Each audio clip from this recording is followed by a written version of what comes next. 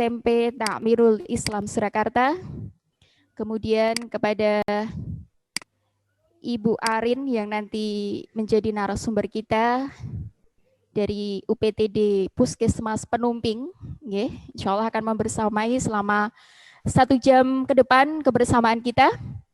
Kemudian dan juga tidak lupa kepada anak-anakku semua yang di rumah yang sudah menyaksikan Zoom ini, dan juga Bapak Ibu Wali yang sudah meluangkan waktu untuk bisa berkenan.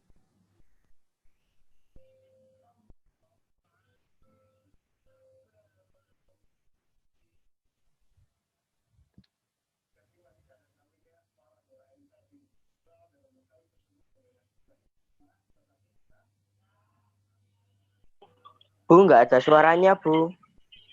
Bu, suaranya mati, Bu. Bu, gambarnya Bu, baru pas ngomong. Ngebak. Suaranya nggak ada, Bu. Suaranya mati, Bu. Dikuburin aja.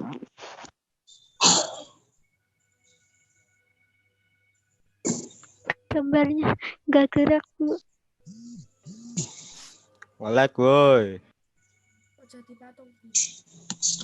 Ini tak ada trik. Wiki sinyal. Mending mangan.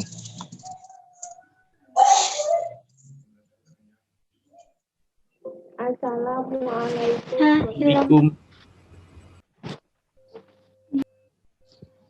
Loh lah kok dadi anu Fatonah nih. Siapa pula ini? Oh. Diam woi. Aja wali. Kalem. Tuhan wali.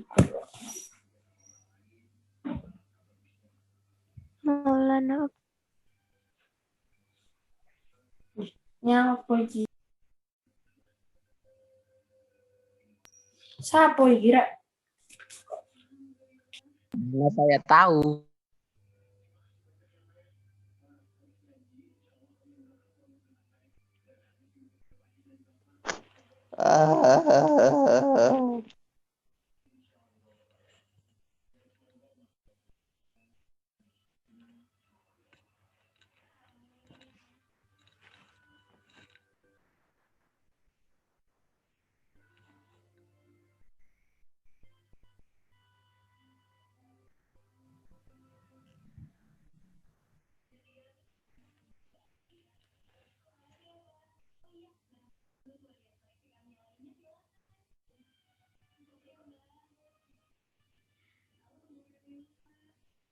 Ada artis nih kayaknya, Cahaya Misha Asyura. Artis baru nih kayaknya ya. Bu, kok enggak mulai-mulai tuh, Bu? Gurunya lagi maem. Lah? Kenapa pula akan Ojo gurunya mak. Sosok asik. Sosok asik. Mic dimatiin. Ring banget sumpah, ring. Kali so asik. Asik lo, so asik. Tri. Gak sosok asik mic dimatiin, woi. Kali so asik kali. Arah Tri.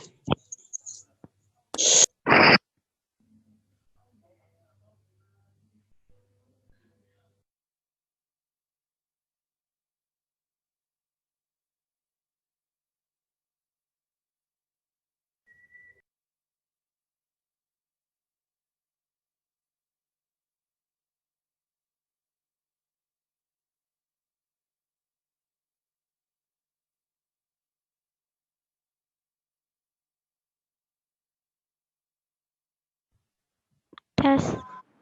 Mic-nya dihidupin. Kalian diem semua, mic-nya.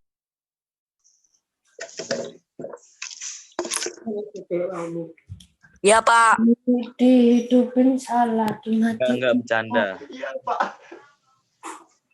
Ngono ya, Le. Iya, Tri. Oh, kono toh. Tek.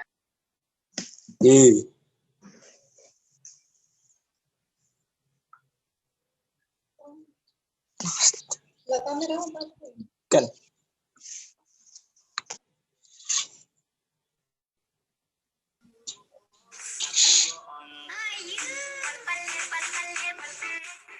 Apa ya? Editor berkelas.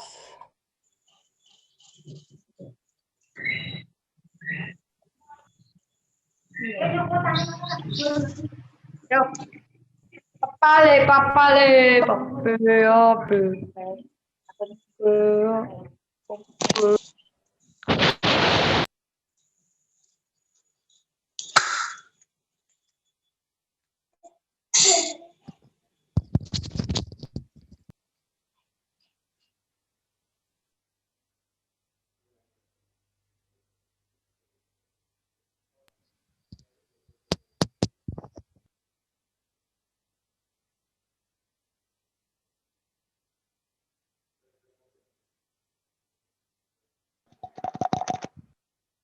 Gak ada suaranya.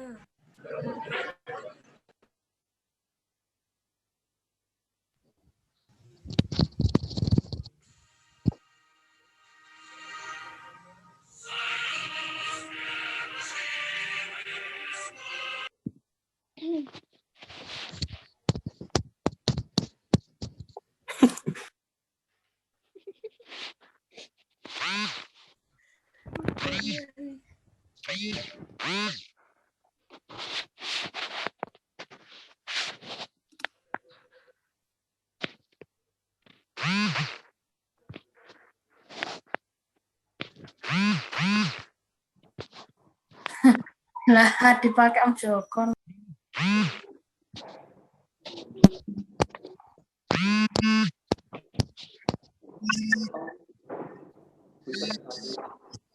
Sebelum mulai ya, Bu ya.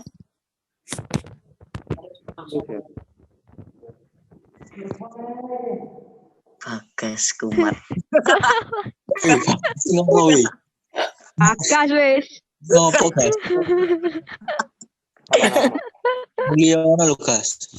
Tak cecai. Dibully engko.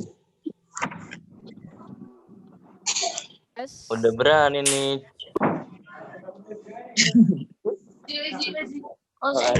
Baik anak-anak, kita mulai lagi. Ya Sudah mati. bisa terdengar suara saya? Halo, Udah. Dengar tapi harus lihat Udah. wajahnya. saya ingin feedback kalian. Hati-hati kuy. Assalamualaikum. Ya mau ijtihad. Waalaikumsalam. Assalamualaikum warahmatullahi Waalaikumsalam. Waalaikumsalam. Mbak Uwes udah menang. Oh, siapa? Pemenang toh, Cah.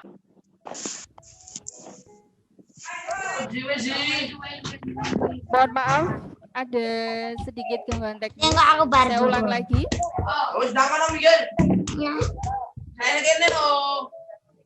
Bisa apa kuwi?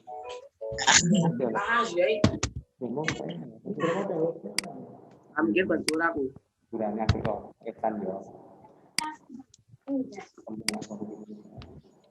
Jayanti menguasai guru anyar barang.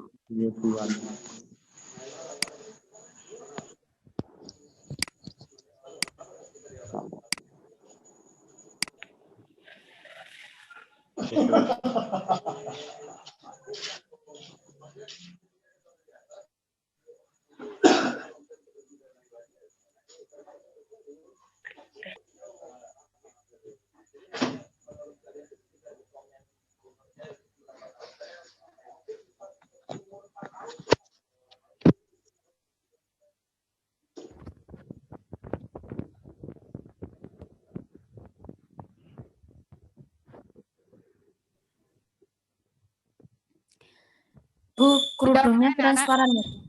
Bagaimana? Sudah lebih jernih suaranya? Halo. Udah. Lumayan, Bu. Assalamualaikum. Lumayan, Bu. Waalaikumsalam. Waalaikumsalam. Oke. Kita mulai lagi. Saya ulang dari awal. A'udzubillahi minasyaitonirrajim. Bismillahirrahmanirrahim. Assalamualaikum warahmatullahi wabarakatuh. Waalaikumsalam warahmatullahi wabarakatuh. Warahmatullahi wabarakatuh. Ya. Innal hamdalillah nahmaduhu wa nasta'inuhu wa nastaghfir wa na'udzu billahi min shururi anfusina wa min sayyiati a'malina may yahdihillahu fala mudilla lahu wa may yudlilhu fala hadiya lahu. Asyhadu an la ilaha illallah wahdahu la syarika lahu wa asyhadu anna Muhammadan abduhu wa rasuluh. Allahumma shalli ala sayyidina Muhammad wa ala ali sayyidina Muhammad amma ba'd. Rabbi shrah li sadri wa yassir li amri wahlul 'uqdatam min lisani yafqahu qawli. Alhamdulillahirabbil alamin. Puji syukur kepada Allah Subhanahu wa taala. Di kesempatan pagi hari ini Allah masih memberikan banyak sekali nikmat-Nya kepada kita. Nikmat iman, nikmat Islam, nikmat sehat, nikmat sempat, sehat lahir batin tidak kurang satu apa anjih. Kepada Bapak, Ibu guru serta karyawan yang saya hormati, Ibu Arin Imtihana selaku narasumber yang insya Allah akan membersamai kita selama 1 jam ke depan dari UPTD Puskesmas Penumping. Dan juga tidak lupa matur nuwun sangat buat Bapak Ibu Wali yang berkenan juga untuk stay di pagi hari ini menyaksikan lewat Zoom. Dan yang saya cintai dan yang saya banggakan anak-anakku tentunya yang alhamdulillah pagi hari ini juga sudah bergabung di webinar kita. Semoga kegiatan pagi hari ini diberikan kelancaran, diberikan kemudahan dan full barokah tentunya sampai akhir acara. Salawat serta salam semoga tercurah limpahkan kepada Nabi Allah Muhammad SAW, kepada keluarga beliau, sahabat, tabi'in, tabi'un tabi'in, dan juga orang-orang yang diberikan keistiqomahan sampai detik ini, dan semoga kita menjadi bagian orang-orang yang juga istiqomah. Amin ya rabbal alamin. Baiklah, Bapak Ibu guru, karyawan SMP Ta'mirul Islam Surakarta, dan juga anak-anakku yang saya cintai. Langsung saja di pagi hari ini untuk menyingkat waktu, nggih. Harapannya semoga tidak ada gangguan teknis lagi, kita lancar jaya ya sampai akhir acara. Saya akan bacakan rundown acara kita yang akan kita laksanakan dari pagi sampai siang hari ini. Yang pertama adalah pembukaan. Kemudian yang kedua, langsung nanti kita tilawah sejenak bareng-bareng nggih. Langsung kemudian materi yang akan disampaikan oleh Ibu Arin. Terus ada tanya jawab yang saya harapkan partisipasi dari anak-anakku semua nanti untuk bisa bergabung. Kemana Bu nanti pertanyaannya harus saya layangkan, bisa langsung japri ke HP saya boleh, nggih, seperti itu, atau ke nomor wali wali kelas masing-masing ya, insya Allah nanti bisa di-forwardkan ke saya. Jadi durasinya nanti dari jam sekarang ini, jam berapa ini nggih? Jam 9:06 kita akan mulai, kemudian nanti sampai jam 10 saja kita manfaatkan waktu dengan sebaik-baiknya. Baiklah nak, monggo mari bersama-sama sareng-sareng nggih. Kita awali untuk kegiatan webinar kita di pagi hari ini dengan satu temanya, peranan pelajar dalam menyikapi pandemi COVID-19. Nah, COVID ini sudah sejak Januari nggih merebak. Nah, kita sudah hampir 1 tahun juga terdampaknya. Nah, nanti seperti apa akan dijelaskan lebih rinci oleh narasumber kita. Kita mulai saja untuk kegiatan di pagi hari ini dengan kita bareng-bareng membaca ta'awud, kemudian Al-Fatihah bersama-sama, dilanjutkan dengan membaca Quran surah Al-Ikhlas bersama-sama nggih. Yang dari rumah saya juga pengen feedbacknya ya. Monggo semangat. Ini acara kita, acara sekolah kita yang sangat kita cintai. Siapa lagi yang akan mendukung kalau bukan kita untuk menyemarakkannya dan juga insya Allah juga memberikan manfaat dan kebarokahan di dalamnya. Monggo sareng-sareng. Bu Jayanti di depan bukan berarti saya lebih paham, lebih tahu tentang bagaimana membaca Quran. Saya hanya sekedar untuk pendampingan saja. Anak-anakku yang lebih keras suaranya dari rumah, biar kita sama-sama dibarokahi begitu, nggih. Monggo, yuk. A'udzu billahi minasyaitonir rajim. Bismillahirrahmanirrahim. Alhamdulillahi rabbil alamin. Ar-Rahmanir Rahim. Maliki yaumiddin. Iyyaka na'budu wa iyyaka nasta'in. Ihdinas siratal mustaqim. Siratal ladzina an'amta 'alaihim ghairil maghdubi 'alaihim waladdallin.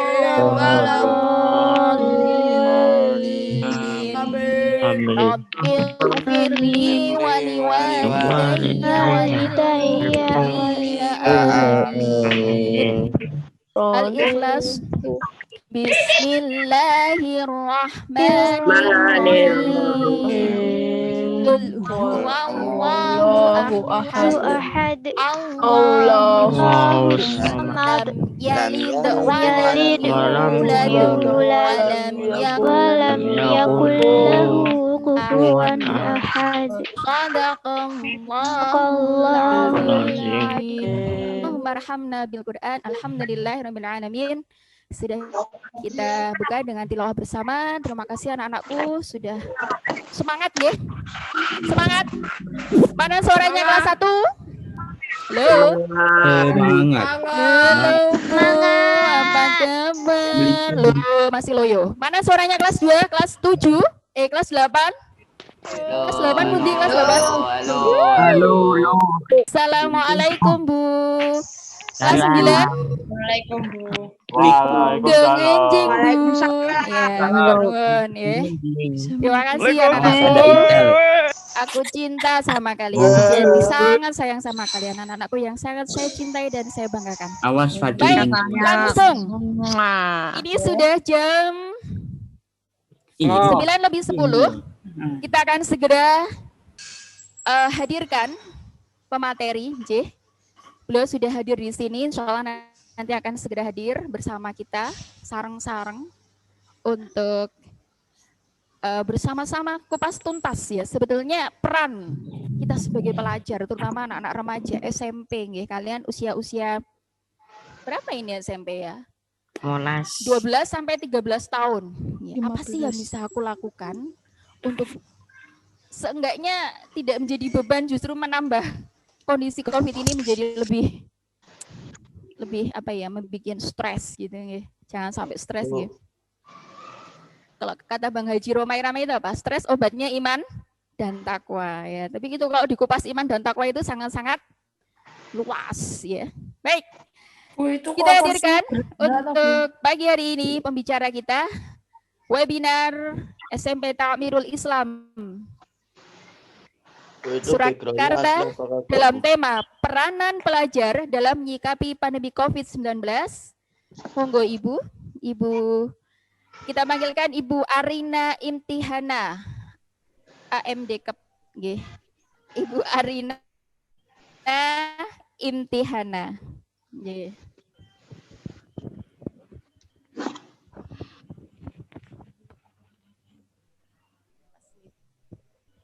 Nah, apakah posisi saya pas di sini?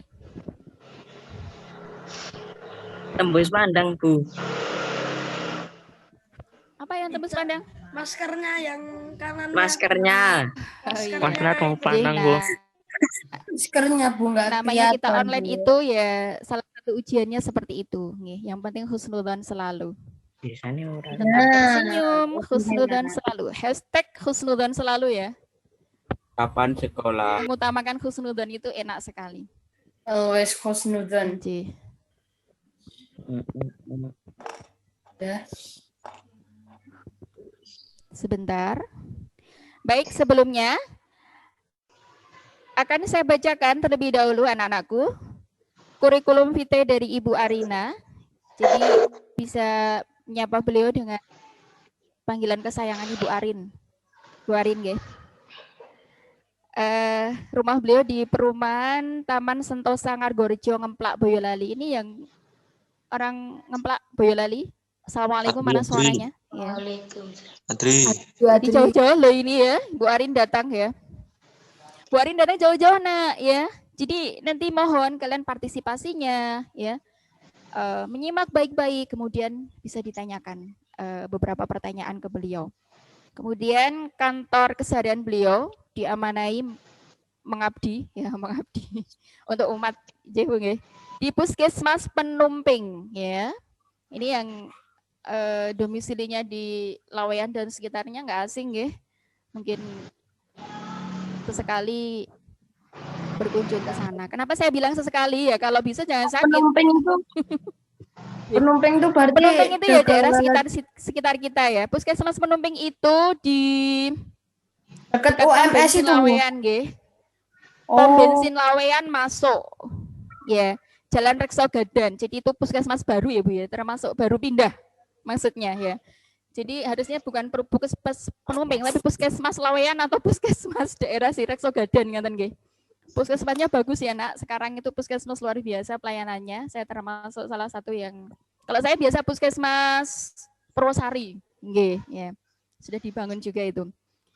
Beliau kesehariannya ini ibu bidan ya. Meskipun bidan insya Allah sebagai salah satu nakes yang juga mumpuni, memiliki kemampuan dalam hal-hal kesehatan yang lainnya. Nanti anak-anakku bisa bertanya, terutama kaitannya dalam hal ini adalah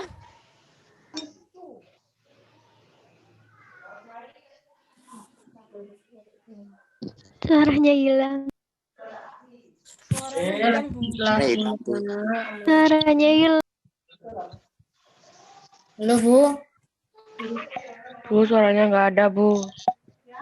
Bu Jayanti.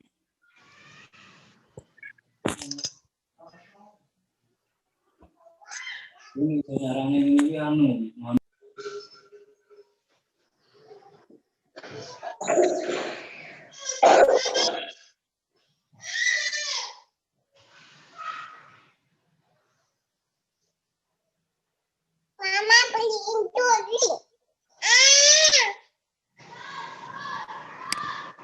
Beliin tuli.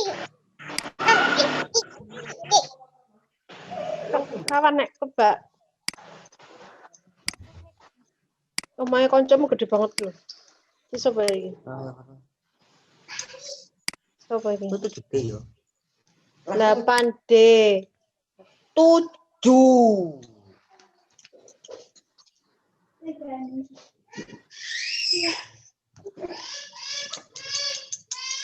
Ini boleh tapek enggak, Beb? Enggak, Mah. Gimana? Butuh aku.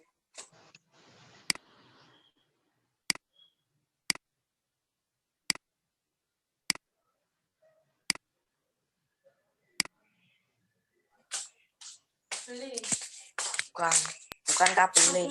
Ini. Yo, ndek ben ngono wis sudah dibuangi Ya Allah. Lah kan wis ra kanggo. Aku butuh. Ya boleh kalau enggak punya.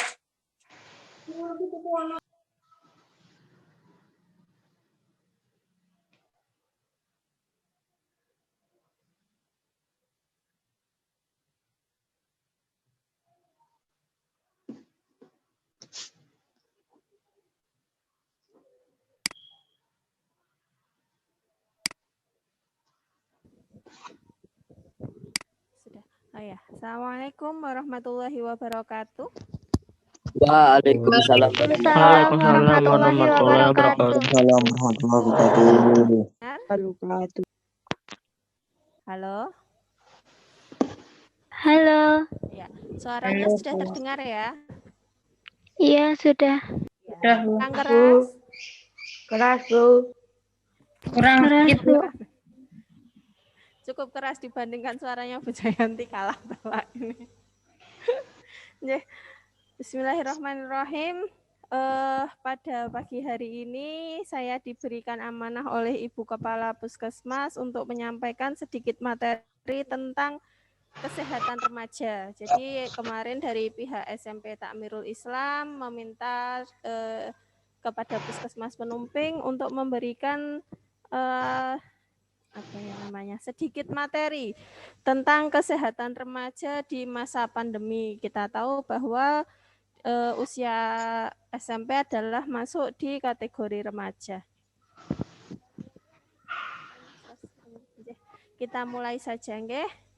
Karena tadi sudah dipaparkan oleh Bu Jayanti tentang kurikulum vitae saya, jadi saya tidak perlu mengenalkan diri lagi ya. Langsung saja kesehatan remaja di masa pandemi. Next, Bapak.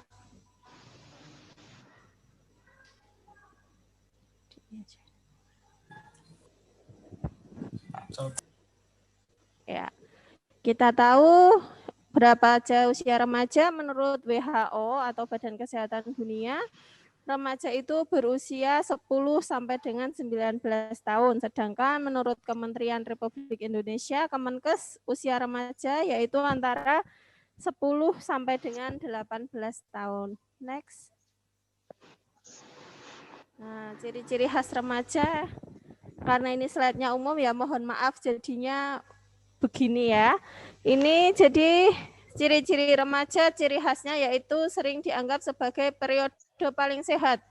Jadi anak-anak remaja ini karena merasa dirinya itu sedang sehat-sehatnya. Jadi yang pertama memang dia itu jarang mendatangi tenaga kesehatan. Padahal tenaga kesehatan ini tidak hanya mengobati. Jadi fungsi puskesmas itu tidak hanya sebagai tenaga kuratif, tapi juga sebagai tenaga preventif dan edukatif. Jadi misalnya perlu untuk pencegahan seperti pada pagi hari ini kan sebagai salah satu upaya preventif kita yaitu pencegahan dan edukatif atau pendidikan. Jadi yang seperti kita lakukan pada pagi hari ini merupakan salah satu fungsi puskesmas di bidang edukatif. Lalu selanjutnya adalah sebenarnya masalah pada remaja itu juga lumayan banyak. Selain kesehatan fisiknya juga ada kesehatan mental, emosional, serta perilaku yang kadang juga mengalami masalah. Dan ciri khas remaja yang paling khas adalah merasa ini loh gue, siapa sih lo, ini gue yang paling ini, gue yang paling itu adalah ciri khas remaja. Dan remaja itu lebih dekat dengan teman sebaya daripada dengan keluarga atau mungkin gurunya. Next, Bapak. Nah, ini juga masih ciri khas remaja yaitu pertumbuhannya. Jadi perubahan hormon di dalam tubuh. Hormon pertumbuhannya baru sedang pesat-pesatnya, jadi terjadi pertumbuhan yang secara pesat. Jadi ini juga mempengaruhi fisik seseorang. Lalu ada juga perubahan mental dan emosional serta perilaku beresiko. Jadi kadang karena merasa ya, satu sudah sehat, dua ini loh gue yang paling ini paling itu, jadi timbullah perilaku beresiko. Next. Masuk di periode mengenal kesehatan dan pubertas remaja. Jadi sebelum kita apa sih yang harus dilakukan untuk kesehatan remaja? Jadi kita itu harus mengenal dulu. Kenali dulu kesehatan dan masa pubertas pada remaja, karena kalau kita tidak kenal maka tidak bisa untuk melakukan apa sih yang harus dilakukan itu juga tidak paham karena kita belum paham apa yang belum kenal dulu pubertas itu apa, terus masalahnya apa, jadi kita harus kenal dulu. Next, Bapak. Ya, kita perkenalan, ini masa-masa pertumbuhan pada remaja. Bisa dilihat di grafiknya, kalau yang laki-laki grafiknya adalah warna biru, yang perempuan grafiknya warna merah. Jadi untuk pertumbuhan dimulainya sama nggih dari 0 tahun Yang bawah itu umur nggih 0, 5, 10, 15, 20. Jadi berhentinya sama di usia 20 tahun. Perbedaan ada di tengah. Jadi grafik pertumbuhannya perbedaan laki-laki dan perempuan terlihat di situ. Nah, perempuan grafiknya lebih cepat dia pertumbuhannya. Jadi usia 5 tahun itu sudah terlihat. Nanti pertumbuhannya turun, nanti naik lagi dia di sekitar usia 11 tahun, 10-11 tahun sudah mulai tumbuh. Sedangkan laki-laki usia 15 baru mulai tumbuh. Jadi kalau lah yang itu grafik hitam itu apa, Bu? Nanti terlihat. Hah? Grafik yang berwarna hitam itu apa? Grafik hitam itu pertumbuhan pada dewasa. Grafik pertumbuhannya orang dewasa. Tidak perempuan Jadi sudah 15, sudah masuk remaja, peralihan remaja ke dewasa, itu bisa lebih tinggi lagi. Karena itu peralihan. Jadi nanti kalau pas SMP kelas 1 itu kan usia sekitar 12, 13. Itu nanti pasti lebih sering kita temui bahwa anak laki-lakinya lebih pendek daripada yang perempuan kadang. Biasanya yang perempuan lebih besar karena memang kalau anak perempuan di sini sudah mulai tumbuh. Kalau yang laki-laki tumbuhnya nanti sudah selesai SMP 15 itu berarti SMP kelas 3 lah paling cepat. Okay. Itu. Jadi memang untuk awal-awal anak perempuan badannya lebih besar. Next, Bapak. Nah, ini pubertas pada perempuan itu disertai dengan perubahan ukuran tubuh.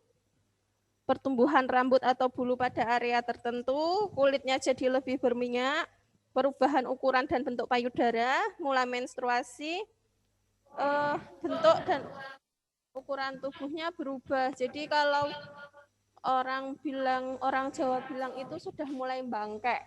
Jadi bangkeannya sudah mulai ini, jadi sudah mulai kelihatan. Jadi antara panggul perut dan panggul sudah mulai begini. Kalau pada anak-anak kan begini lurus-lurus saja. Kalau pada perempuan sudah mulai bangkek. Lalu payudaranya mulai tumbuh. Juga tumbuh rambut di daerah tertentu, misalnya ketiak dan di sekitar kemaluan. Kulit juga lebih berminyak. Di sini kadang bisa menyebabkan jerawat kalau minyaknya ada di sekitar muka. Jadi anak-anak usia ini kadang keluhannya juga jerawatnya banyak. Jadi kalau sudah begitu ya memang harus bisa konsultasi. Jadi puskesmas itu bukan hanya untuk orang sakit, jadi untuk konsultasi juga. Betul. Mengubah stigma itu nggih. Konsultasi boleh nggih. Monggo. Semua puskesmas di Kota Surakarta alhamdulillah sudah PKPR. Jadi perawatan kesehatan peduli remaja. Jadi puskesmas sudah peduli remaja, nanti bisa mendaftarkan diri untuk konseling. Kalau hanya konsultasi kan mungkin kurang mendalam. Jadi untuk konseling bisa di puskesmas. Jadi monggo misalnya BPJS-nya enggak di Penumping, mau ke puskesmas Penumping mungkin bisa pakai umum. Alhamdulillah kalau Kota Solo kan bayarnya juga hanya 7.500, enggak begitu mahal. Jadinya misalnya ada masalah gitu sama orang tua kan kadang kalau usia remaja gini lebih sungkan kalau ke orang tua karena kadang kan banyak ngomelnya daripada pencerahannya.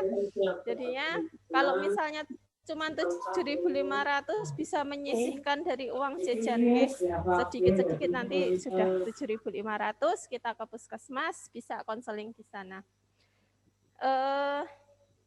Juga untuk menstruasi, kadang kan ada yang kalau menstruasi itu sakit, biasanya keluhannya perutnya sakit atau mungkin sudah lemes gitu, nanti juga bisa konseling di puskesmas. Jadi kalau misalnya ada apa-apa, dibiasakan untuk menggali informasi itu dari sumbernya, ya sumber yang bisa kita percaya, jangan hanya dari teman sebaya. Kadang kan kita hanya dari teman sebaya, terus jadi hasilnya ya katanya-katanya saja, tidak ada pencerahan di dalamnya. Bahkan kita lebih banyak memakan mitos dan hoak karena sumbernya kurang terpercaya. Next tuh Pak. Ya, ini grafiknya ya, bisa dilihat usia mulai naik itu usia 11 tahun. Jadi 11 tahun untuk perempuan itu mulai naik, dan untuk perempuan itu cepat sekali. Nanti usia 13 itu sudah mulai turun lagi. Jadi kalau di usia 11 sampai 13 ini jangan ada kata diet di antara kita lah gitu. 11 sampai 13. Karena kalau di usia ini, karena ini usia pertumbuhan nih, baru pesat-pesatnya. Jadi kalau kita diet, tubuhnya akan kekurangan asupan. Nanti berarti itu masih bisa tumbuh lagi. Kalau di baru putrinya.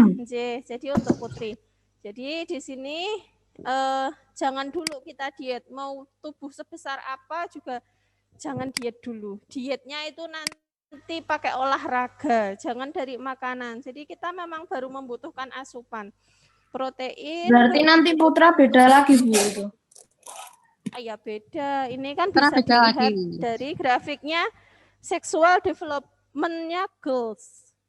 Jadi perempuan. Ya, girls. Jadi perempuan ya, yang kita bahas baru yang perempuan dulu. Di sini juga kadang kan kalau baru menstruasi kita tahu kalau orang kasar bilang senggol bacok itu biasanya berlaku kalau pas menstruasi ya, jangan sampai disenggol. Terus next Bapak. Ya ini grafiknya pada laki-laki. Laki-laki baru mulai di usia 13. Kalau tadi perempuan selesai di usia 13, ini laki-laki baru mulai. Nanti benar-benar berakhir kalau sudah remajanya berakhir. Jadi kadang usia 17 tahun pun laki-laki itu kadang belum berakhir. Jadi kadang lulus SMA itu masih tambah tinggi sedikit walaupun hanya 1 cm, 2 cm. 20 baru benar-benar berhenti.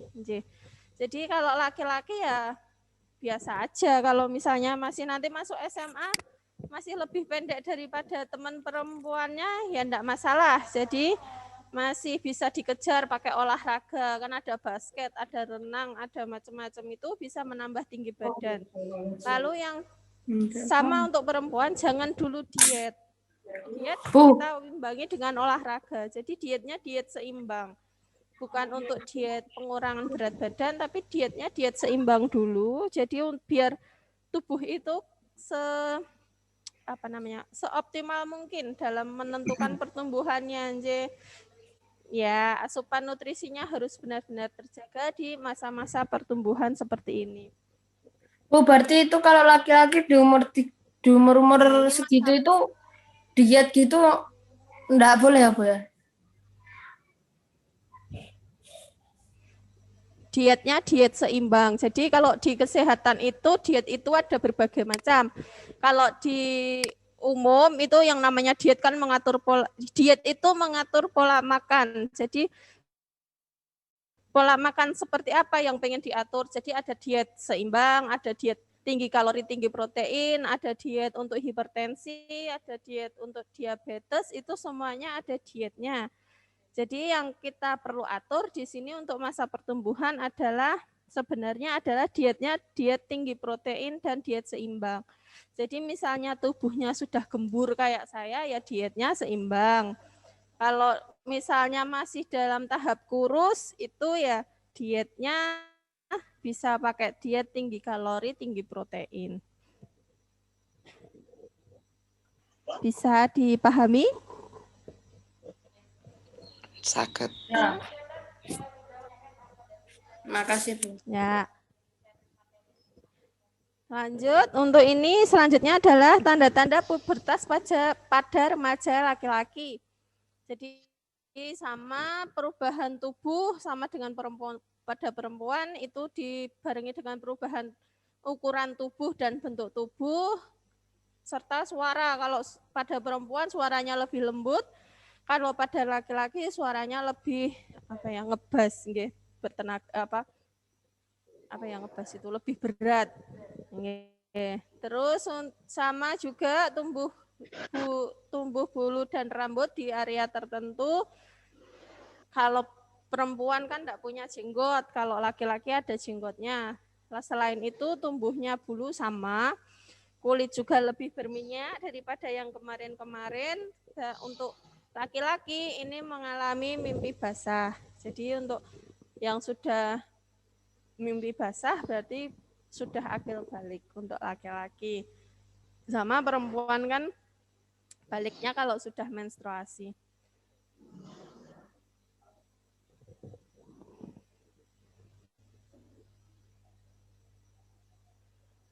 Ya, lanjut Bapak.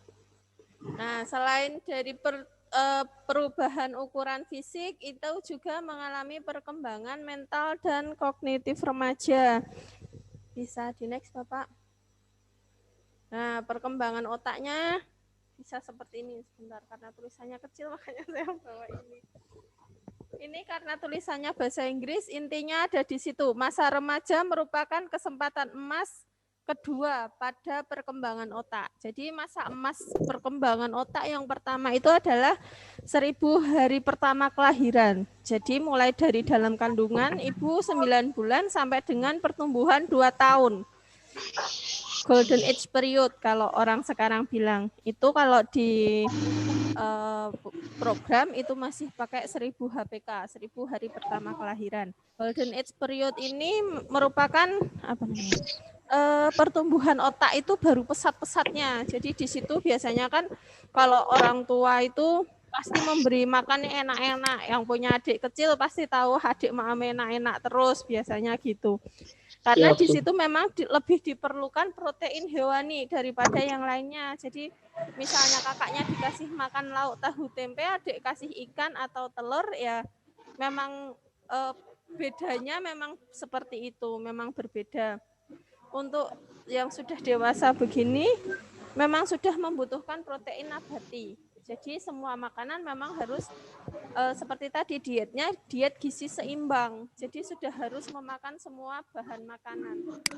Kalau misalnya kita yang sudah dewasa seperti ini juga remaja itu nanti proteinnya hewani terus, yang ada nanti lemak tubuhnya semakin meningkat.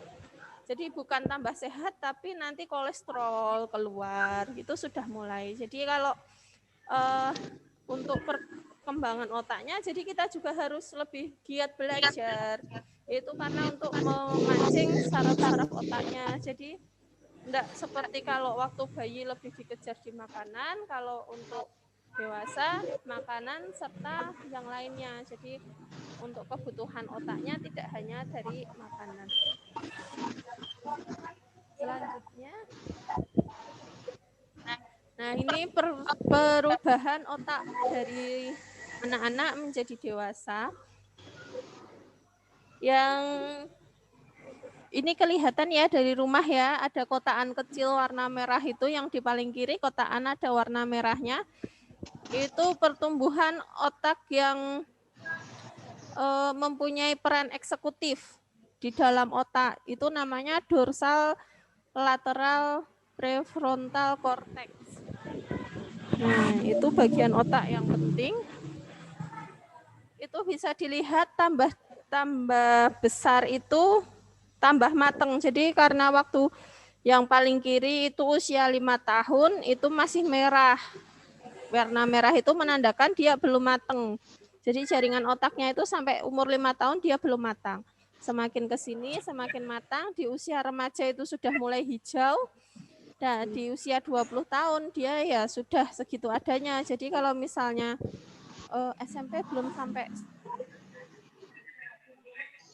berarti yang kecil-kecil belum ya. Ya jadi ya di sini memang perlu. Jadi sinau terus ya, memang fungsinya seperti itu. Nanti kalau sudah lebih dari 20 tahun mau belajar itu susah. Susah itu maksudnya mau belajar yang benar-benar awal. Misalnya Nyon sewu, kalau misalnya ada yang mu'alaf gitu, sudah lebih dari 20 tahun, maka diajari untuk baca Al-Quran itu juga agak susah daripada yang sebelum 20 tahun. Karena memang di situ untuk memulai yang benar-benar awal itu susah. Jadi misalnya juga kita belum lancar nih, belum fasih gitu. Mulai di usia 30 tahun juga susah karena memang sudah kebiasaan dari lahirnya juga susah. Jadi kalau misalnya mumpung nih masih remaja, jadi dioptimalkan dirinya, explore sebanyak-banyaknya yang positif ya. Jadi kalau selama masih positif, explore sebanyak-banyaknya. Mau ikut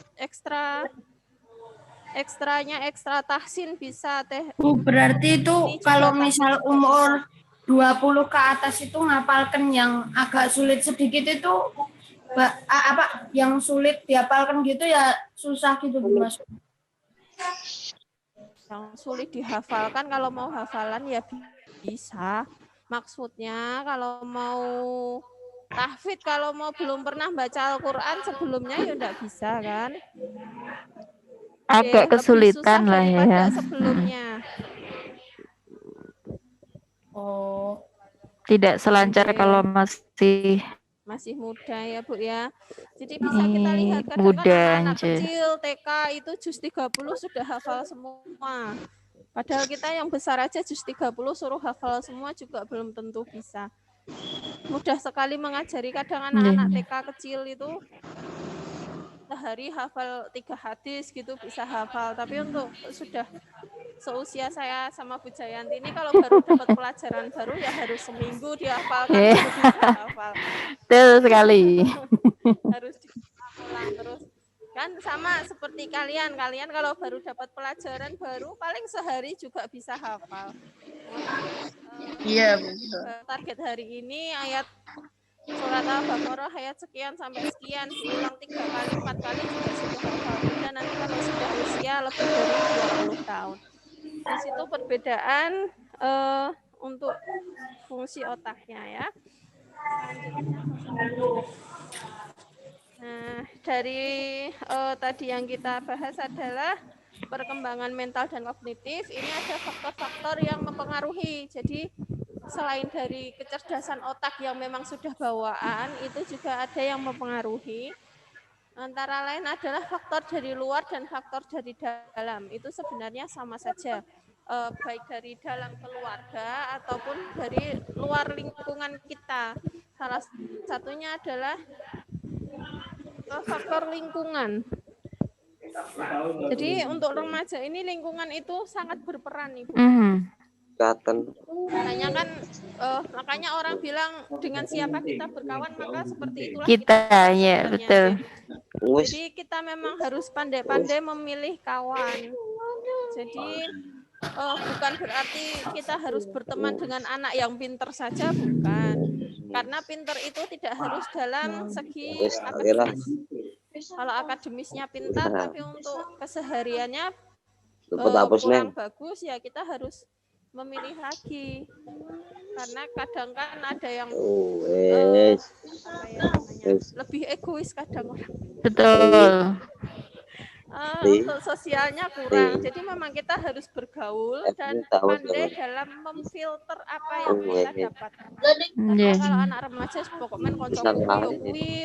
Kalau lihat temannya merokok ya jangan. Kalau memang tidak bisa dinasehati, ya sudah WN gitu saja. Tapi kadang kalau remaja kan tidak, yang ini gengnya saya ya gengnya ini, pokoknya temanku ini terus gitu. Nah, itu yang harus kita waspadai. Nah, itu yang bisa meningkatkan kerawanan atau tadi perilaku beresiko pada remaja. Karena kan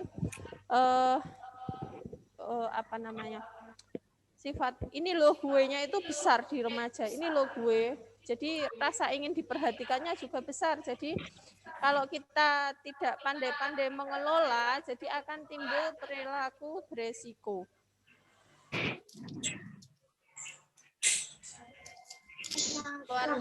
Perilaku beresiko itu juga ada penyakit-penyakit yang sering pada remaja. Itu kalau dulu pada anak-anak penyebab masalah pada kesehatan anak adalah penyakit. Lain halnya dengan remaja. Ini masalah pada remaja itu kebanyakan adalah dari kecelakaan. injury. Ini sekitar 40 apa ya? Sudah hampir 50% itu terjadinya adalah karena kecelakaan penyebabnya ya. Jadi kadang kan dari kecelakaan lalu lintas, terus juga yang kemarin-kemarin sebelum corona kan kita sering dengar adanya tawuran antar remaja, balap liar, keracunan, merokok, itu kan karena dari perilaku, karena masa remaja adalah masa coba-coba. Biasanya mereka dulu kecil kan jarang ini ketemu orang, paling sama orang tuanya, terus giliran remaja sudah bisa dibilang sedikit bebas, jadi merasa mumpung bebas, jadi bisa mencoba semuanya. Nah, di sini mulai timbul jadi penyebab kematiannya bukan lagi karena penyakit, tapi karena kecelakaan. Lanjut, Bapak.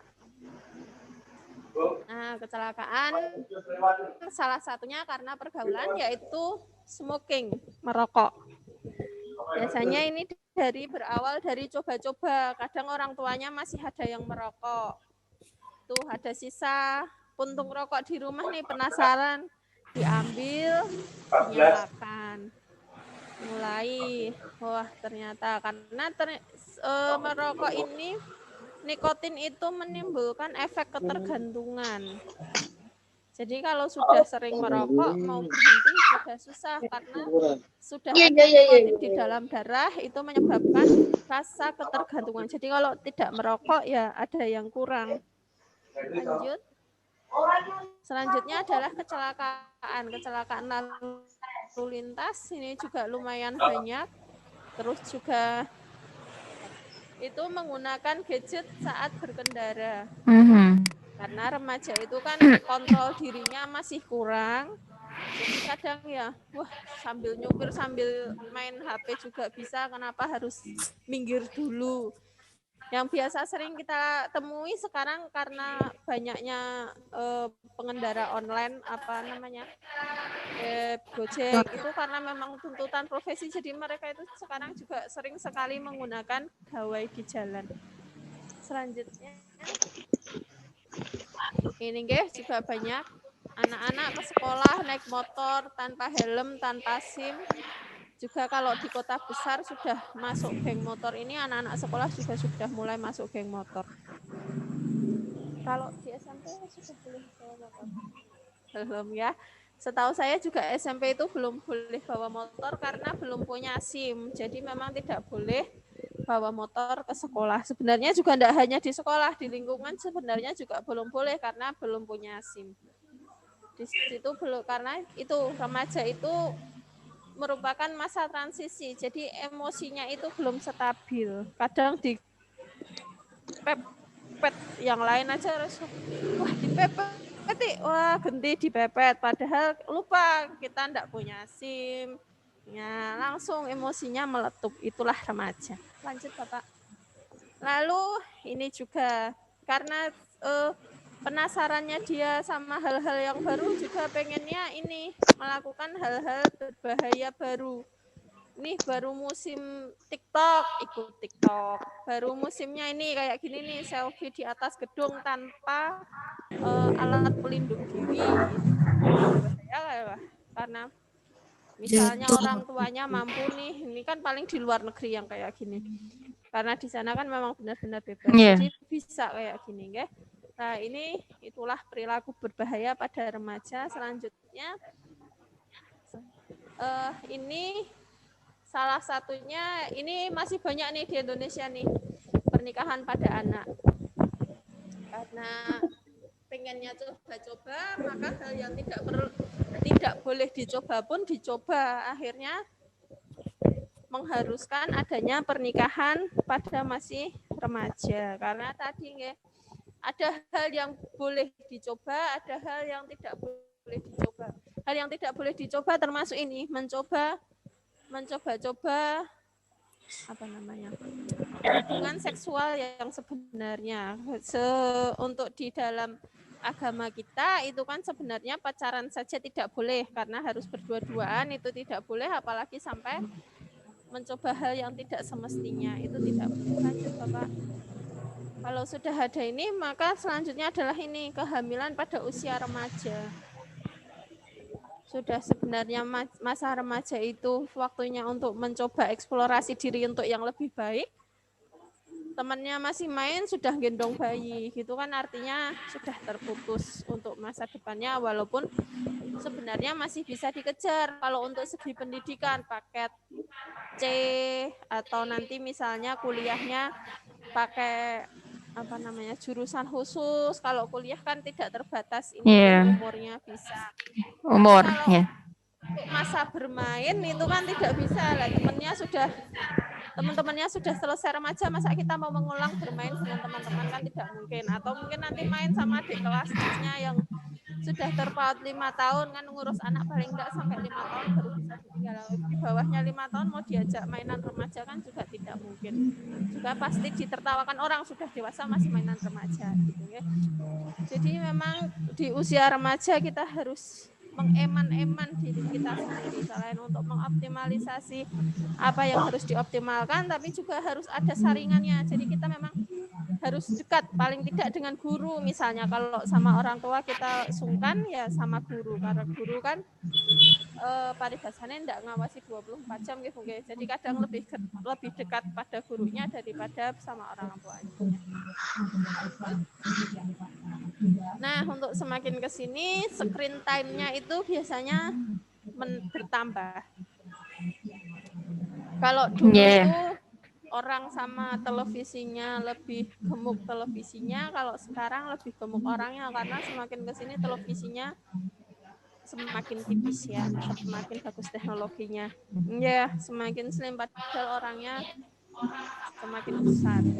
Nah, ini screen time ini juga akan bertambah karena ya inilah tadi, karena kita baru masa pandemi, jadi kita juga semakin slim, menuntut untuk lebih banyak screen time-nya. Lanjut Bapak. Adanya media sosial ini menyebabkan adanya akses informasi tanpa sensor. Ini alhamdulillahnya untuk Kominfo itu sudah bisa mensensor hal-hal yang tidak layak, lumayan banyak, tapi masih banyak hoax-nya. Hoax tentang kesehatan itu masih banyak sekali di media informasi kita, walaupun untuk hal-hal yang tabu sudah lebih bagus daripada yang kemarin-kemarin, tapi untuk hoax-hoaxnya masih banyak. Ini juga bisa menyebabkan hubungan seksual pranikah, kekerasan, terus juga SMS tidak sopan, perilaku agresif, cyberbullying, jadi bully-bulian di media sosial itu juga banyak. Itu bulian itu jadi tidak hanya di sekolah, kadang kan netizen itu bicaranya itu lebih pedas pada orang tua ya, seperti itu.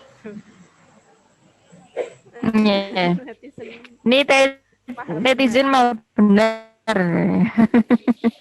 Netizen maha benar itu seperti itu. Lanjut Bapak. Nah, netizen. Ini juga termasuk perilaku beresiko pada remaja adalah bully atau apa namanya? Bully itu apa ya? Mengintimidasi teman-temannya. Jadi sebenarnya baik korban maupun pelaku pembulian itu sama-sama bermasalah. Yang pelaku pembulian itu karena mungkin dia memang perhatian. Bulan gue ada apa ya? Dia pengen mengukuhkan bahwa aku loh ini yang paling berkuasa gitu. Itu masalah sebenarnya. Jadi ada masalah tentang emosionalnya dia. Jadi harus digali lagi.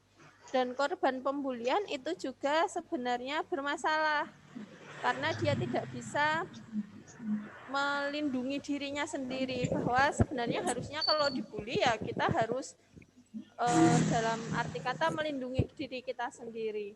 Itu berarti entah karena rasa minder atau rasa apa, jadi kita harus sama-sama digali.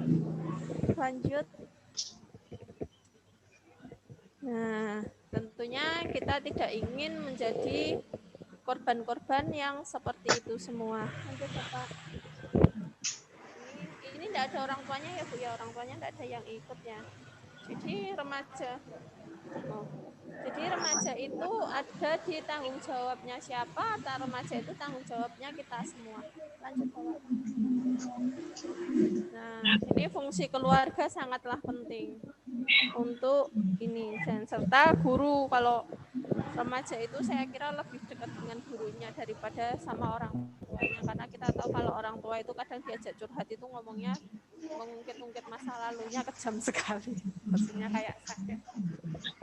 Jadi kadang dibilangi malah gini-gini, kalau guru kan kita lebih mengedepankan solusi biasanya. Jadi jangan kalau ini jangan ragu untuk masuk ke ruang konseling, ruang BK. Kadang kan persepsinya anak-anak itu kalau masuk ruang BK itu berarti dia dalam masalah. Padahal ya memang bermasalah, cuman masalah kita itu tidak hanya dalam arti negatif saja. Kadang kan kita kesulitan belajar, itu juga masalah.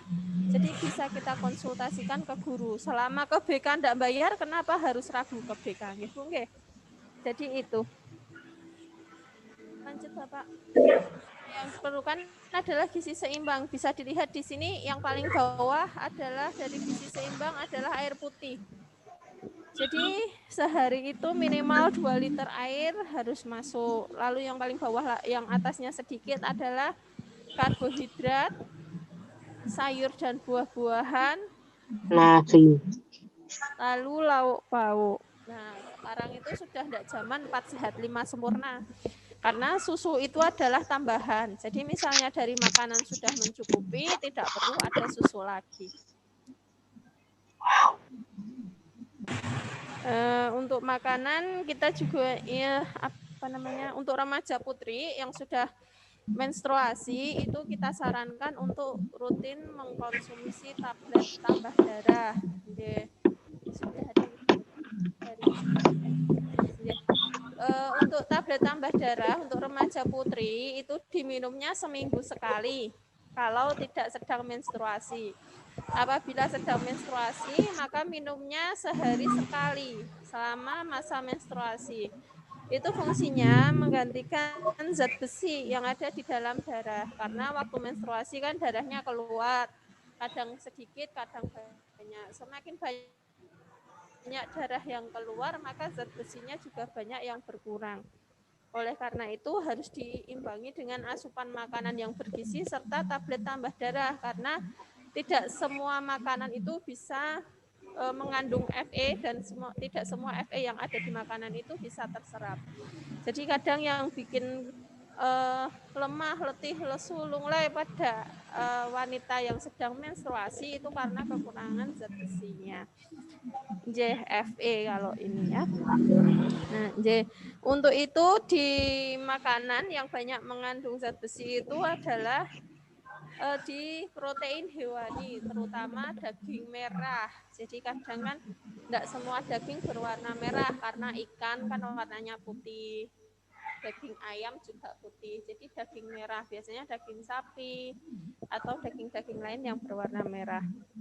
Lalu juga untuk sayuran itu sebenarnya ada Fe-nya, tapi kalau misalnya kita sudah anemis, jadi yang dikejar dari protein hewaninya karena memang banyak sekali Fe-nya di sana.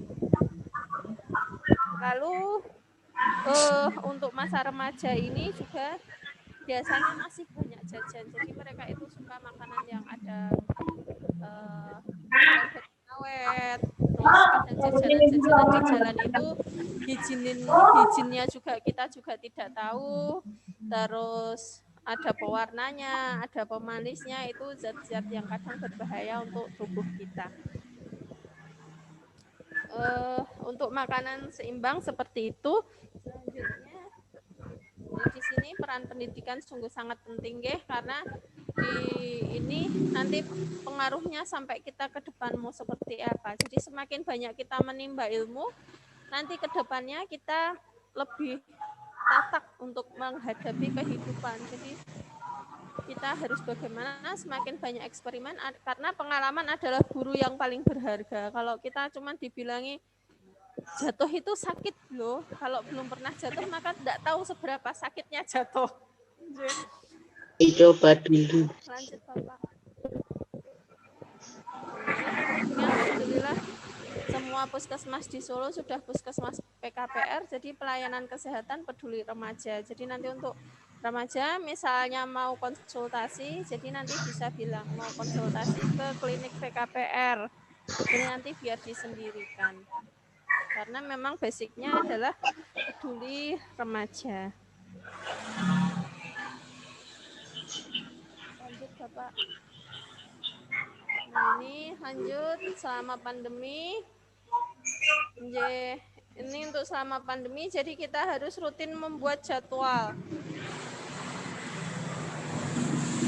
Jadwal rutin itu antara belajar, komunikasi dengan teman, daring, dan keluarga itu sebisa mungkin dijadwalkan. Jadi harus terjadwal. Kadang karena sibuknya, jadi kadang orang tua juga enggak terlalu mengontrol anaknya. Jadi untuk selama pandemi tetap lakukan aktivitas outdoor masih boleh. Jadi misalnya kalau pagi mau keliling komplek boleh. Lari pagi Bu, lari pagi. Berkerumun ya. Yang tidak boleh itu nanti sama temennya janjian mau sepedaan ke Waduk Cengklek tuh sebelah rumah saya itu. Kalau hari Minggu ramainya Masya Allah. Nah itu kalau masih satu keluarga keliling kompleks monggo. Nah kan kalau keluarga kita tahu ya masih di situ sama-sama, tapi kalau sudah sama teman itu kan kita enggak tahu dia sudah ketemu siapa aja, yang dia temui masih sehat apa enggak. Sekarang pun juga penderita COVID-19 itu tidak semuanya sakit. Karena sebagian besar itu sekarang adalah OTG, jadi kita memang harus mengantisipasi dari diri kita sendiri. Interaksi sosial juga tetap dilakukan. Batasi tidur siang, kalau misalnya masih rutin tidur siang maksimal hanya 30 menit. Karena nanti kalau tidur siangnya banyak-banyak, nanti malamnya biasanya begadang. Lalu biar tidurnya nyenyak, itu hindari penggunaan gawai di malam hari. Apalagi untuk menjelang jam-jam tidur itu kalau penelitian itu biasanya bilangnya 2 jam sebelum tidur tidak boleh memegang gawai. Padahal kalau petugas puskesmas dituntut 24 jam aktif terus. Ini saya mau tanya Bu, kalau tua serta guru diharapkan pendampingan pada remaja. Lanjut dulu pertanyaan nanti sayang. Disimpan dulu nggih. Sedikit lagi. Screen time itu 2 jam. Kayaknya lanjut Pak. Benar ya? Jadi ini beberapa rekomendasi dari terlewat. Untuk orang tua dan keluarga diharapkan tetap mengawasi anak-anak selama SFH. BDR.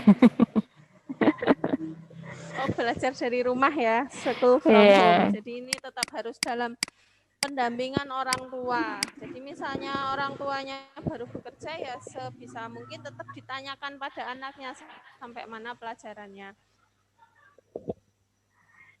Untuk screen time, nah karena pada awalnya kan sebenarnya kalau tidak ada pandemi, tidak ada belajar dari rumah, kan anak-anak usia gini belum dipegangi HP, biasanya masih dalam kontrol orang tua.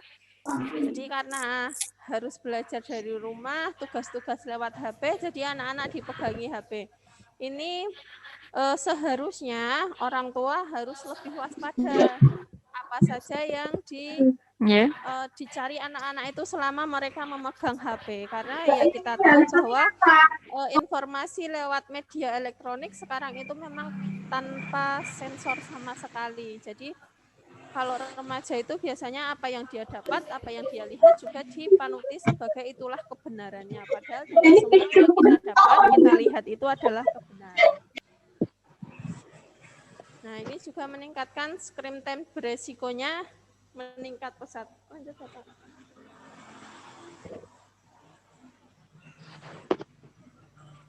Nah, ini ya untuk screen time itu 2 jam.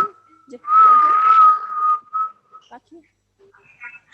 Nah, ada sisi positifnya adanya pandemi ini. Jadi seharusnya dengan adanya pandemi ini waktu untuk keluarga itu lebih banyak. Karena kan ada yang WFH, ada yang kalau anak-anak sekolah pasti dari rumah, ada yang kerja dari rumah.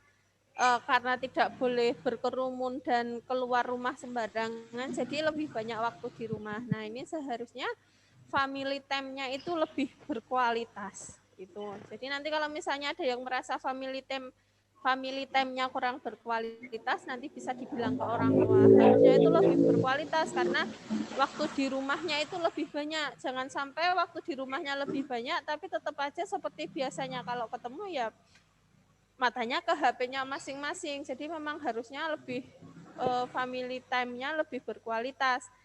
Dengan adanya family time yang berkualitas itu nanti lebih mengeratkan antara orang tua dan anak-anak. Jadi untuk remaja lebih karena tidak ketemu bu guru, ada jadinya bonding. kalau mau curhat ke orang tua juga leluasa karena memang adanya keterbatasan ketemu dengan bapak ibu. Nah, juga kan aktivitas baru. Ya, kadang kan, jadi kalau misalnya anak laki-laki suka masak, jangan minder ya. Sekarang kan sudah terlihat di MasterChef itu banyak laki-lakinya. Kayak bapak-bapak ya. Kalau MasterChef itu jadi laki-laki suka masak sekarang sudah bukan hal yang tabu lagi. Monggo kalau memang passionnya di masak, ya bereksplorasilah di permasakan. Jadi kita harus menemukan hobi positif yang baru biar kita tidak bosan. Nah, ini remaja sehat, cerdas dan berperilaku baik adalah masa depan yang cemerlang. Kemudian dari saya slide-nya. Kalau misalnya ada pertanyaan, kalau bisa saya jawab. Kalau belum bisa saya jawab, saya jadikan PR. Alhamdulillahirrahmanirrahim anak-anakku. Silahkan yang mau bertanya, yang langsung dari Zoom. Saya Bu Maulana Bu. Enten. 8F. Nama, kelas, nomor absen.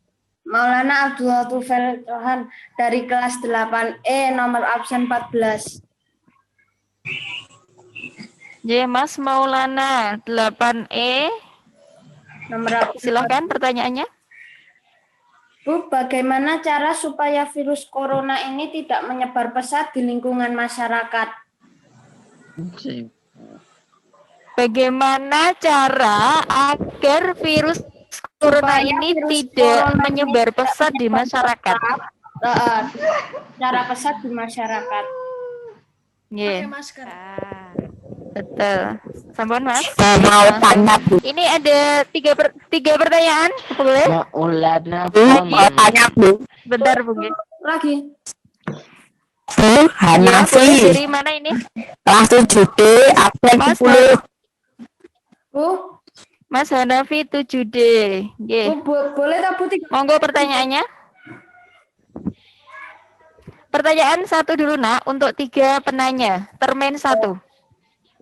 Bolehkah Mas Hanafi 7D, monggo pertanyaannya. Halo? Boleh mie instan Hanafi? Bolehkah mie instan sehari? 1 kali sehari.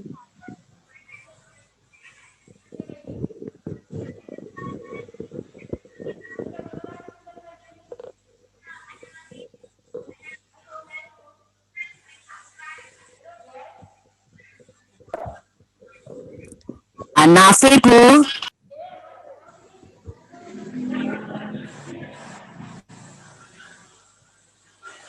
Bu, kalau yang pegang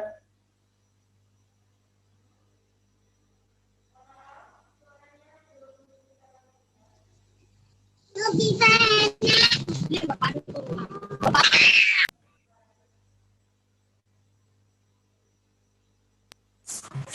Kaleng 7D absen 15.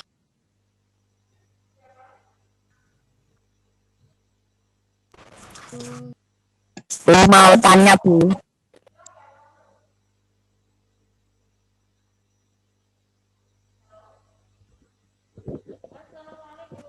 Alim 7D absen 15.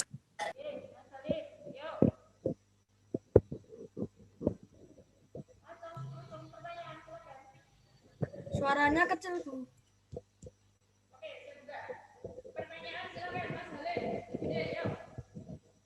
Mic-nya nggak nyala. Mic-nya nggak nyala.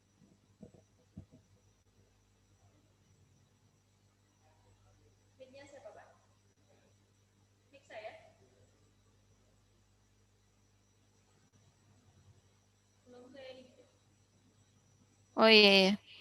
Mas Halim, monggo. 7D? Tidak ada? Oke. Ada Bu. Oke. Silakan Mas. Yo. Bu, apakah boleh makan mie setiap hari 1 kali? Apakah baik? Ye. Satu lagi untuk termin pertama. Ada? Nanti saya lihat di HP kayaknya tadi ada. Apa itu mimpi basah? Mimpi basah apa? C. Ini dari siapa? Rafli Gani. Mas Rafli Gani 7C. Oke. Sudah ada 3 penanya. Baik, dijawab dulu sama Bu Arin. Anak-anak ya masih ada pertanyaan. Nanti saya buka satu termin lagi. Sama saya nanti lihat di SMS. Silahkan disiapkan pertanyaannya. Oke. Ibu Arin, pertanyaan yang pertama dari Mas Maulana Abdullah Tufail, kelas 8E. Bagaimana agar virus corona ini tidak menyebar, Bu? Terutama mungkin ini ya, sebagai remaja peran apa sih yang bisa dilakukan untuk sedikit meringankan lah seenggaknya? Jadi kalau untuk virus corona itu ya itu apa namanya sudah banyak sekali iklan masyarakatnya untuk pencegahan virus corona itu ya itu ingat pesan ibu 3 itu ya pesan 3. Ibu. Cuci tangan pakai sabun sesering mungkin di air mengalir 20 detik. 40 sampai 60 detik. Malah 40 sampai. Lah itu kalau sambil nyanyi-nyanyi gitu apa ya, Pas, atau sambil hafalan itu udah berapa ayat gitu ya? Iya, betul.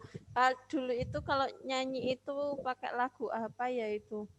Saya lupa lagi. Jadi kalau nyanyi lagu itu selesai berarti sudah 60 detik ya.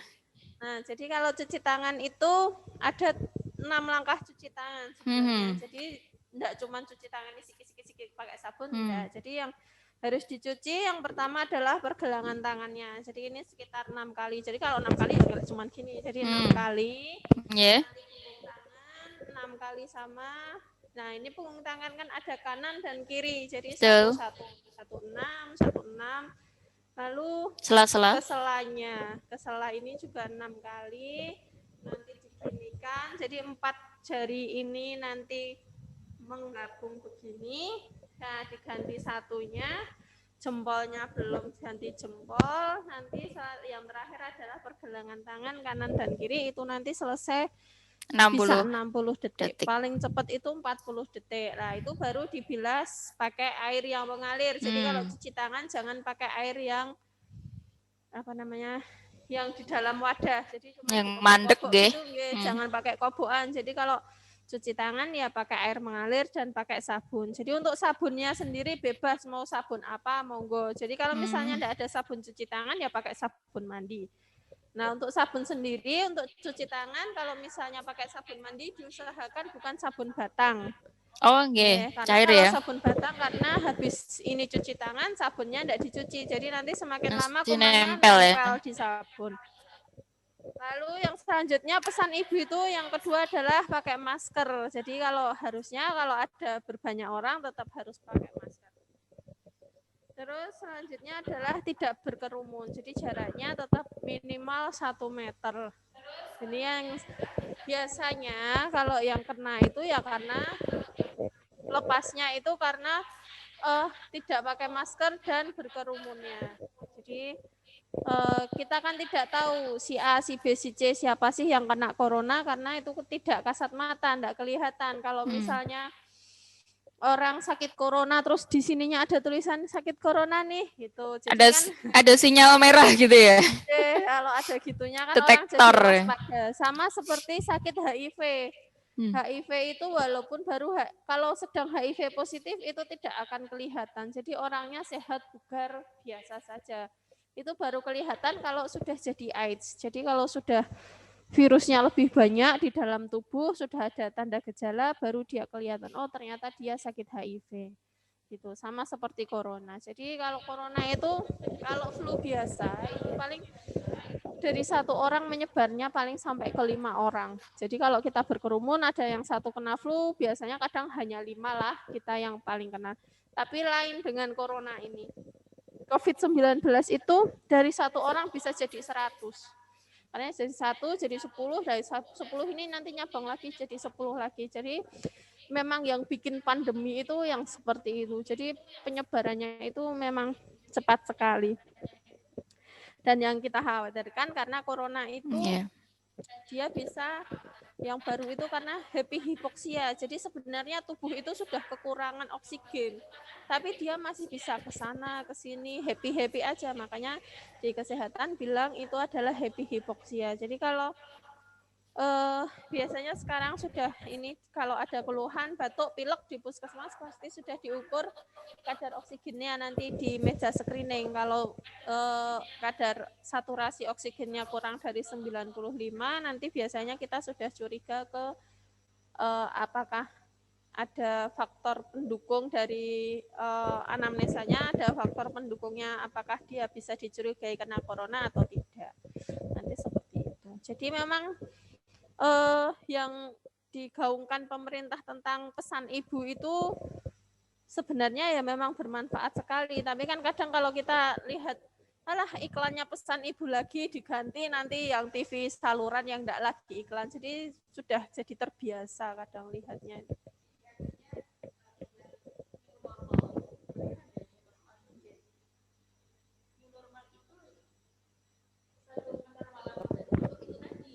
Jadi new normal itu ya, jadi itu harus jadi kebiasaan kita juga, bukan baru karena memang ini, jadi memang adaptasi normalnya kita yang baru itu ya seperti itu. Kalau kita keluar harus pakai masker, kalau mau sampai di rumah harus segera cuci tangan dan ganti baju, kalau ketemu orang juga ya ya mohon maaf karena ini memang baru pandeminya, baru puncak-puncaknya, memang kita belum boleh berjabat tangan, jadi memang harus dimaklumi dulu.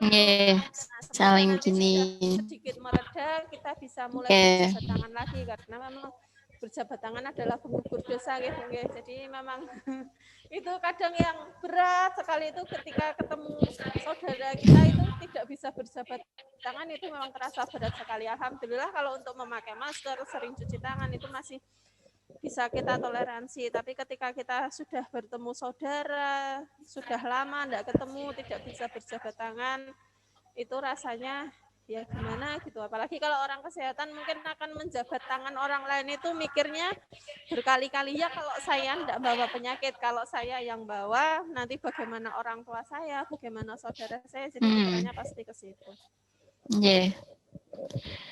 Pertanyaan kedua, sampun nggih, Mas Maulana itu tadi sudah dijawab sama Bu Arin untuk menyingkat waktu juga. Pertanyaan kedua dari Mas Halim, kelas 7D. Nah ini Bu, biasa simpel, apakah boleh nih? Jadi kalau menurut setiap hari dalam satu kali mie instan itu mie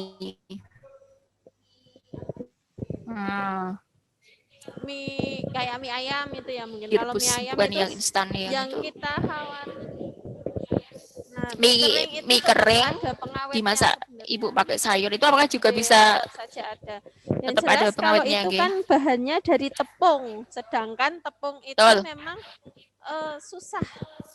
Tubuh itu sebenarnya susah mencernanya sebenarnya kalau mau kita tahu. Jadi sebenarnya kalau makan mie, makan roti, makanya orang barat itu kalau makan roti ya, karena itu sebenarnya susah dicerna, harusnya dia kenyangnya lebih lama. Tapi lain dengan kita kan sudah terbiasa makan nasi. Jadinya kalau enggak makan nasi, saya belum makan, padahal sudah makan mie 1 porsi, habis itu lapar ya makan lagi. Ya itu nanti selain dari zat pengawet dari mie yang kita khawatirkan juga obesitas karena kita terlalu banyak mengkonsumsi karbohidrat. Jadi karbonnya jangan banyak-banyak, sesuai kebutuhan kita saja. Terus selain dari pengawetnya kadang kan mie juga ada apa namanya? Ya, zat lilin. Zat lilin itu parafin ya. Kalau di mie maksudnya parafin atau apa ya namanya? Kalau di buah mungkin sih pakainya parafin. Kalau di mie itu sebenarnya zat lilinnya itu memang boleh dikonsumsi, tapi ya ada ambangnya. Dalam kadar ambang ya. Untuk tiap hari makan mie kan sebenarnya ya tidak wajar sih buat kita karena makanan pokok kita adalah nasi. Jadi ya paling sering ya seminggu sekali aja.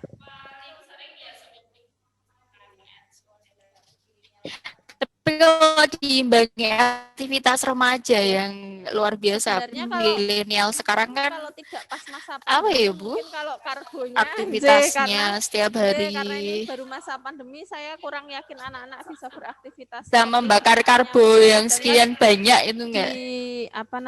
Di pagi gitu kita sudah sekolah, di sekolah pasti aktivitasnya banyak, pulang masih olahraga lah. Selama masa pandemi ini kita kan jadi kaum rebahan yang bermanfaat. Kaum rebahan, pembawa perubahan ya, bukan rebahan sekedar rebahan tidak produktif. Sekarang kita bisa berubah lewat rebahan bermanfaat baru di masa pandemi ini, baru kaum rebahan bermanfaat. Jadi karena kita juga di masa rebahan begini ya sebaiknya memang mengurangi karbonya. Jadi kita harus memilah lagi, sebenarnya aktivitas saya itu segini. Jadi ini kebutuhan kalorinya itu hanya segini. Tapi untuk kembali lagi kalau masih remaja dengan berat ideal sih monggo. Tapi tidak untuk mie-nya ya. Kalau mie-nya saya tetap paling banter itu sekitar 3 hari sebenarnya. 3 hari sekali itu sudah bikin kan karena iya mungkin orang tuanya hawanya dingin begini ya, tapi pasti tiap hujan nanti bisa-bisa bikin mie padahal sehari semalam hujan, jadi nanti pagi siang sore bikin mie lagi bisa-bisa.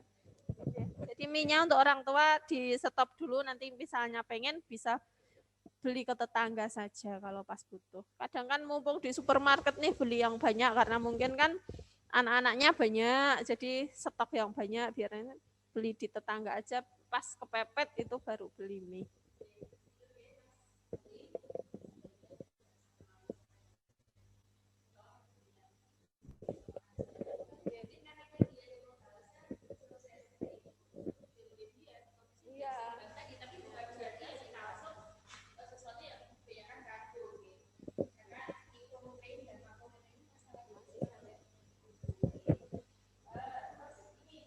Selanjutnya dari Mas Raffi Gani kelas 7C.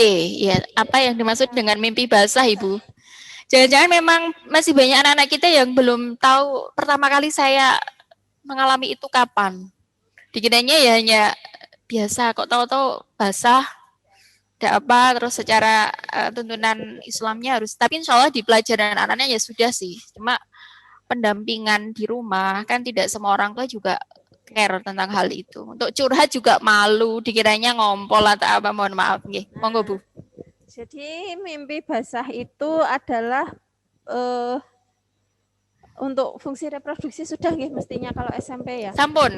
Jadi Pas fungsi 8. reproduksi kalau laki-laki itu sudah mulai remaja itu kan sudah mulai memproduksi sel sperma.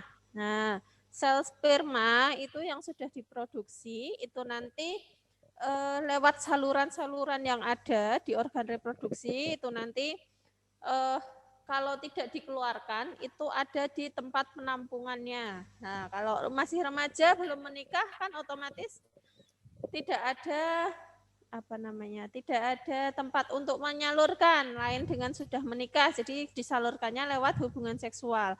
Kalau belum menikah otomatis tidak berhubungan seksual. Nah, kalau tidak berhubungan seksual maka keluarnya sperma itu bisa lewat mimpi basah. Jadi mimpi basah itu posisi anak-anak baru sedang tidur, waktu bangun sudah keluar spermanya. Nah, itu kalau tinjauan secara medisnya. Orang bilang mungkin ngompol gitu ya. Jadi udah besar tapi ngompol ya, itu sebenarnya adalah mimpi basah. Untuk laki-laki. Laki-laki, kalau perempuan kalau ngompol ya ngompol saja gitu. Jadi ihtilam atau mimpi basah itu laki-laki nggih. Kadang kalau aku perempuan enggak mimpi basah. Menstruasi ditandai pubertasnya. Tanda-tanda pubertas kalau perempuan menstruasi, kalau laki-laki mimpi basah. Ini yang dimaksud mimpi basah itu. Jadi memang yang dikeluarkan itu bukan bukan air kencing, tapi memang yang dikeluarkan adalah sperma. Jadi nanti beda yang kalau sperma yang keluarkan dia lengket, lain dengan dan juga ini tidak bau khasnya pipis nggih. Kalau ngompol kan bau pesing, kalau keluarnya sperma enggak pesing seperti ngompol, bukan. Biasanya usia-usia kelas 7, kelas 6 sudah. Biar anak-anak juga waspada dan saat itu sudah ini berlaku hukum syariat Islam ya. Jadi anak-anak sudah ini akil balik nak nggih. Gitu Mas Rafli Ghani nggih. Nanti untuk lebih detail boleh ke curhat ke Ibu BK kita ya. Ibu Masrurah atau ke Puskesmas bisa nggih yang tadi PKPK tadi ya. Jadi Puskesmas Peduli Remaja. Nggih. Baik, Pak Islam masih ada waktu mboten atau cekap Pak Islam? Saya buka pertanyaan lagi atau sudah? Lagi ya, termin SMS, WA ya. Ada yang langsung? Saya utamakan dulu. Bu, bedanya swab sama monggo nak. Rapid test itu apa, Bu? Assalamualaikum. Ada yang nanya lagi? Bu. Yang saya ajar, yang bertanya langsung nanti dapat. Monggo. Tidak ada? Bedanya swab sama rapid test apa, Bu? Monggo. Ingat sebelum bertanya silahkan sebut nama dan kelas. Biar saya nanti kasih poin plusnya kalau pas kelas 7 ya langsung. Kelas 8, 9, ini tadi rata-rata kelas 7. Kelas 8 sudah diwakili Mas Maulana. Kelas 9 pundi, mana suaranya? Assalamualaikum. Waalaikumsalam. Kelas 9. Kelas 9 pundi? Bu, olahraganya minimal dan maksimalnya berapa? Maaf, mohon maaf. Nama? Fadli, kelas 9B. Fadli? Kelas 9B. 9B. Monggo Mas, suaranya kecil agak mohon maaf suaranya volumenya ditambah. Olahraganya minimal dan maksimalnya berapa? Olahraga minimal dan maksimalnya berapa dalam 1 pekan? Iya, 1 pekan. Nggih. Matur nuwun. Ada lagi? Kelas 9 lagi boleh. Yang Putri. Ayo. Memberi contoh adik-adiknya. Assalamualaikum, monggo. Kelas 8? Kelas 7 lagi boleh?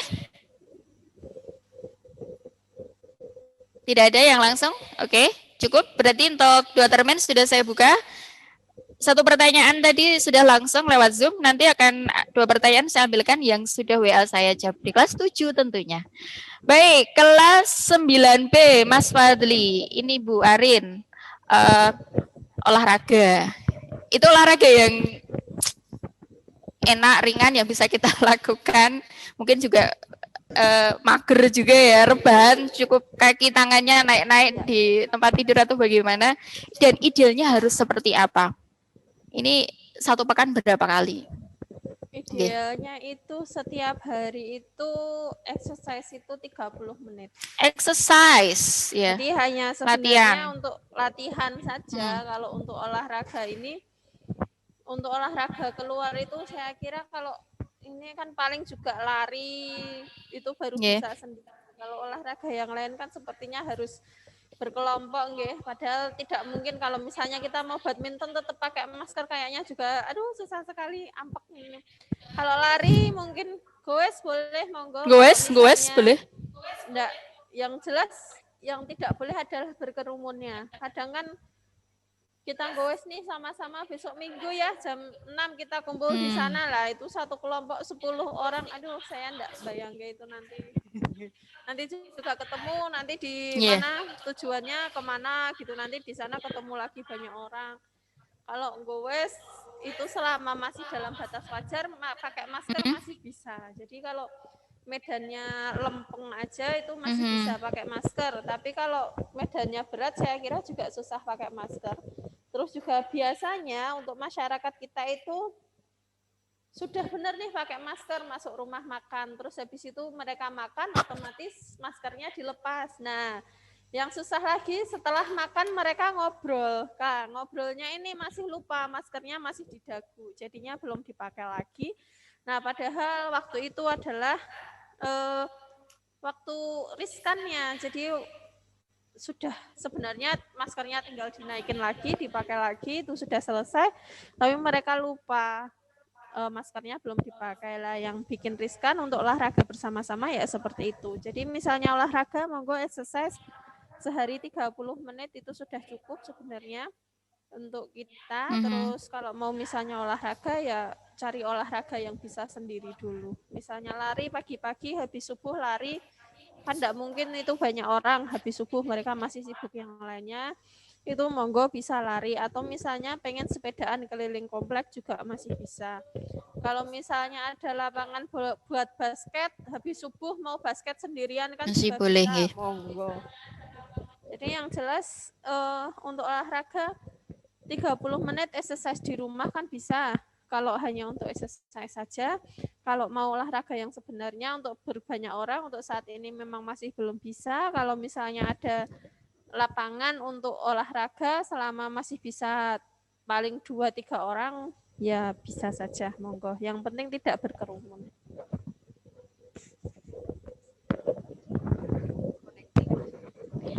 Ya, alhamdulillah. Sudah dijawab nggih, Mas Rafli? Mas Fadli, ya 9B. Sebenarnya kemarin kalau saya perhatikan tugas dari Bapak Isa ya, yang guru olahraga juga kayaknya banyak latihan-latihan ya, latihan-latihan pemanasan dan lain sebagainya bisa dilakukan sendiri. Oke, kemudian ini ada yang WA.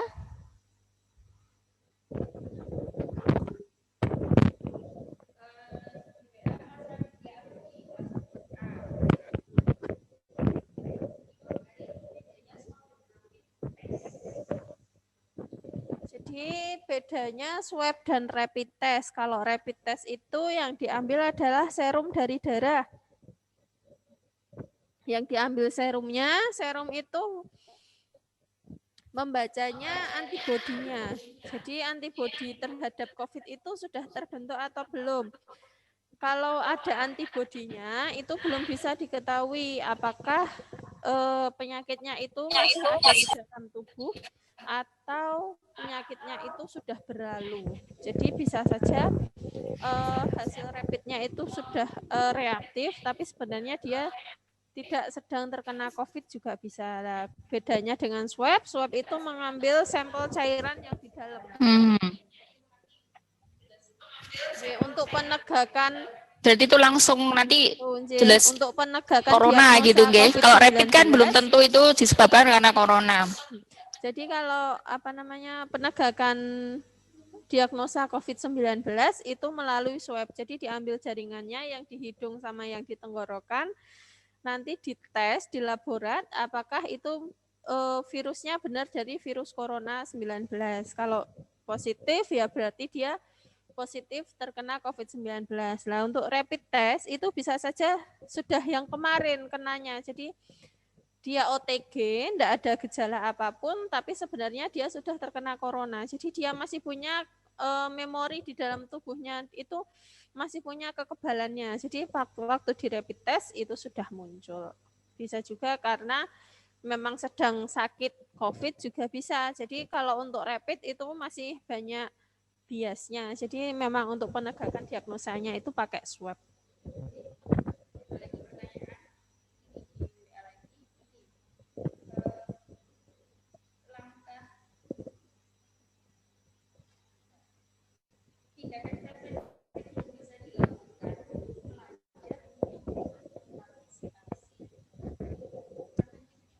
Preventifnya kok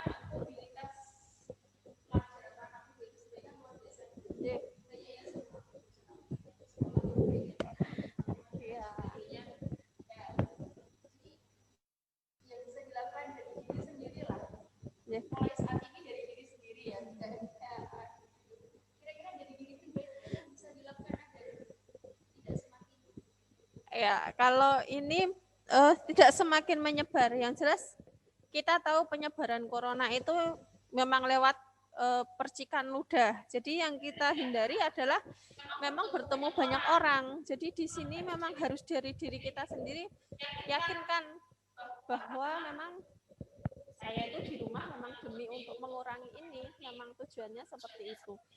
Jadi yang pertama yang paling penting adalah doa. Kita tahu bahwa sebagai seorang muslim, doa kita adalah senjata paling ampuh. Jadi memang jangan lelah berdoa.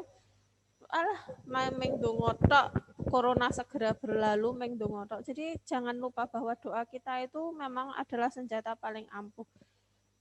Yaitu doa. Dan selain doa kita juga harus ini tindakannya ya tetap itu mengurungan jadi misalnya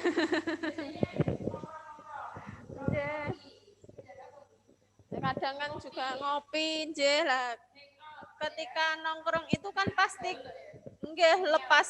lepas maskernya, itu yang paling berbahaya sebenarnya. Jadi ketika kita berkumpul, itu kalau kumpul banyak orang jaga jarak enggak mungkin. Masa kita kalau berkumpul jaga jarak ini nanti saya sama jenengan ini semeter, nanti ada orang lagi segini mau berapa? Kan enggak mungkin. Kalau ngumpul kan pasti kita deket-deketan, ngobrol deket-deketan, habis itu lupa maskernya ya sudah, biasanya seperti itu.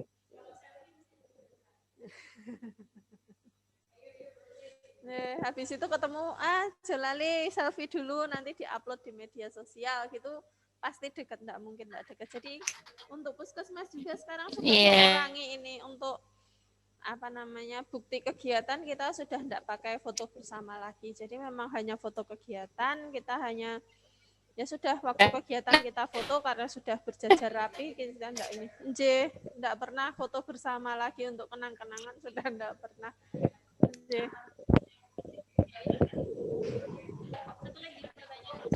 Candid gitu ya. Baik nak, ada pertanyaan lagi nggih? Ini pertanyaan dari saya nih terkait vaksin besok itu Bu, gimana Bu progresnya? Mungkin yang harus kita tahu, dan kayaknya nakes sama yang ya pelayan umat ya, Khotimul Ummah ya, salah satunya kita di unit-unit sosial sekolah ya, itu harus menyikapinya dalam waktu dekat. Apakah memang nanti sekitar bulan Januari sudah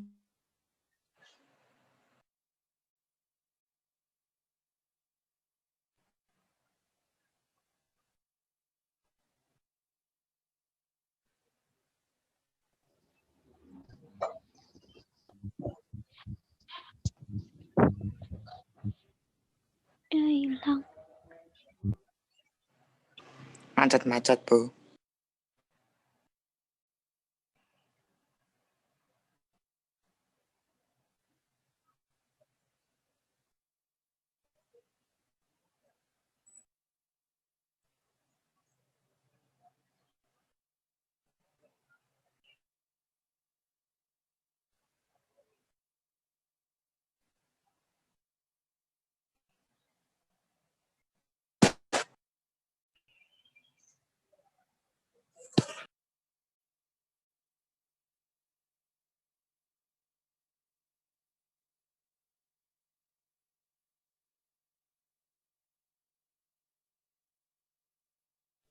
Tidak ada suaranya, Bu.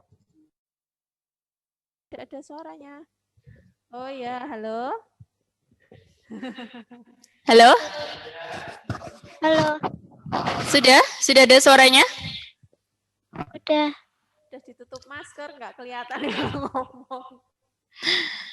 Bu Arin istiqomah pakai maskernya. Ini ya, apa namanya, untuk vaksinasi nanti kalau mungkin sudah dekat, kami informasikan lagi. Yang jelas untuk vaksin corona itu sasarannya usia 19 sampai 59 tahun. Untuk sasaran inti di awal kami belum bisa matur juga karena ini masih dalam proses penggodokan terus. Karena beda hari kadang sudah beda kebijakan karena mengurangi itu. Jadi Betul. saya belum bisa. Betul. Yang jelas nanti kalau sudah keluar vaksinnya kami informasikan terlebih dahulu. Oke. Terakhir Bu, kesimpulan. Udah enak ya? Udah. Materinya sudah, terus pertanyaan sudah. Sekarang di penghujung acara kita mungkin langsung bisa disimpulkan. Ya, kesimpulannya intinya usia remaja itu adalah usia peralihan dari masa anak-anak menuju ke fase dewasa. Di sini ada berbagai perubahan yang harus bisa disikapi dengan rasional dan sikap positif. Jadi dengan yang menggandeng orang yang lebih paham, itu kita bisa menuju ke kepribadian yang lebih bagus. Adapun untuk perubahan-perubahan yang masih sewajarnya, itu nanti bisa dikonsultasikan ke ibu guru, orang tua, ataupun ke tenaga kesehatan. Jangan malu bertanya ke orang yang lebih mengerti, jangan sampai kita mendapatkan penjelasan yang salah tentang kesehatan kita sendiri, karena kesehatan kita di hari ini menentukan kesehatan kita di masa depan. Untuk menjaga kesehatan di era pandemi, tetap jangan lupa pesan ibu, cuci tangan pakai sabun, pakai masker, dan hindari kerumunan. Jangan sampai kita ikut di kerumunan-kerumunan, karena selain untuk menjaga kesehatan diri kita sendiri, kita juga harus ingat orang-orang yang ada di sekitar kita, karena corona tidak memandang bulu, mau sudah tua, mau masih muda, mau masih anak-anak. Kalau misalnya kita masih punya bayi di rumah, itu sangat rentan, atau misalnya orang tuanya ini, itu sangat rentan terkena penyakit. Jadi motivasi kita menjaga tubuh itu bukan untuk diri kita sendiri, tapi juga untuk orang-orang di sekitar kita. Semoga pandemi ini segera berlalu, kita bisa memulai aktivitas seperti semula, walaupun new normal kita tetap harus pakai masker dan sering-sering cuci tangan, tapi semoga dengan doa-doa kita yang selalu kita lantunkan, pandemi ini segera berkurang, jadi sudah ada kelonggaran untuk kita bisa berkumpul, walaupun tetap harus pakai masker, tapi paling tidak kalau sudah bisa berkumpul, sudah bisa bertemu dengan orang lain, itu suatu angin segar buat kita semuanya juga. Semoga juga yang sakit segera disembuhkan. Demikian dari saya, semoga bermanfaat bagi kita semua. Nanti apabila ada pertanyaan bisa lewat sekolahan, atau misalnya mau berkonsultasi ke puskesmas, monggo nanti bisa mendaftar ke puskesmas. Kalau punya BPJS bisa pakai BPJS-nya, kalau enggak punya BPJS bayarnya 7.500, 7,5, nanti bisa ke klinik PKPR-nya. Ya, demikian. Wassalamualaikum warahmatullahi wabarakatuh. Waalaikumsalam warahmatullahi wabarakatuh. Bu Arin untuk pemaparannya hari ini. Insya Allah di lain kesempatan bisa kita sambungkan kembali silaturahim, nggih. Saya tutup terlebih dahulu, Ibu, nggih. Baiklah anak-anakku yang saya cintai karena Allah, Bapak Ibu guru serta karyawan Takmirul Islam Surakarta yang Bu Penawi sampai detik ini masih menyimak. Terima kasih untuk kebersamaannya. Alhamdulillah kegiatan webinar di pagi hari ini tanggal 12 Desember 2020 SMP Takmirul Islam Surakarta dalam tema peran remaja dalam menyikapi COVID-19 sudah berjalan dengan lancar. Dan penegasan kembali bahwasanya new normal itu bukan berarti COVID ini sudah berakhir, tapi justru harus kita tingkatkan kewaspadaan ya, dengan new normal terbiasa dengan memakai masker, cuci tangan, kemudian menjaga jarak ya. Tapi tetap dekat di hati seperti itu, nggih. Dan juga anak-anakku, dalam Islam menyikapi apa yang sedang diujikan Allah sampai detik ini, yaitu pandemi ini.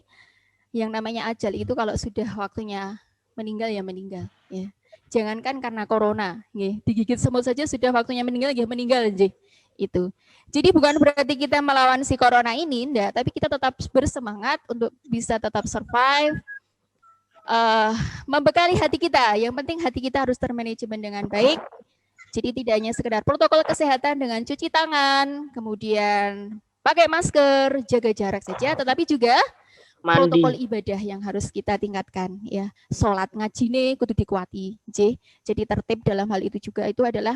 Jadi saat-saat seperti ini adalah saat-saat kita banyak sekali luang waktu nggih untuk ngaji sing biasanya ndak khatam bisa kita khatamkan, seenggaknya ditambah untuk target perharinya, ditambah sunahnya. Insya Allah karena kita mobilitas keluar rumahnya juga semakin sedikit ya, artinya kan lebih banyak di rumah, alangkah baiknya kita isi dengan hal-hal yang positif, ditambah sholat sunahnya, kemudian tilawahnya juga ditambah, itu insya Allah akan menjadi satu kekuatan tersendiri yang akan diberikan oleh Allah kepada kita untuk bisa menghadapi kenyataan ini, bahwasanya ini adalah hal yang terbaik yang Allah berikan kepada kita. Kemudian satu lagi nak, protokol sedekah. Nah, sedekah ini adalah juga salah satu penolak bala ya, perbanyak sedekah. Bahkan ada yang menasihati saya itu menyembuhkan penyakit itu ya salah satunya dengan sedekah ya, dengan memberi, insya Allah Allah juga akan memberikan keringanan dan kemudahan dalam setiap urusan yang kita lakukan.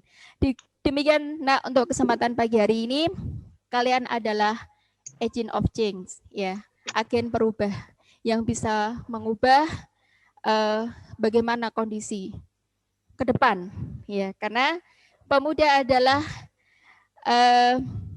yang akan memegang tongkat estafet innal sebanil amril ummah ya, bahwasanya di pundaknya para pemuda itulah urusan umat ke depan. Kami orang tua tidak akan melungsungi seperti ular ya, jadi pasti akan tua mati ya. Kalianlah anak-anakku, anak-anak remajaku yang insya Allah secara harapan kami kalian langkahnya masih panjang ya, yang insya Allah akan senantiasa menjadi penerus, semoga menjadi amal jariah kami. Jadi setiap apapun yang kita sampaikan, semoga bisa betul-betul saya bicara dari hati, anak-anakku juga bisa menerima dengan hati. Allah alam bisawab. Barakallahu fikum. Kita tutup bersama untuk webinar pagi hari ini dengan membaca hamdalah dan kafaratul majlis bersama-sama. Alhamdulillahirabbil alamin. Subhanakallahumma wa bihamdik asyhadu an la ilaha illa anta astaghfiruka wa atubu ilaik. Bertemu di webinar selanjutnya. Semoga Allah senantiasa melindungi kita dan memberikan kesehatan lahir batin kepada kita bersama. Billahi taufiq wal hidayah. Assalamualaikum warahmatullahi wabarakatuh. Waalaikumsalam warahmatullahi wabarakatuh.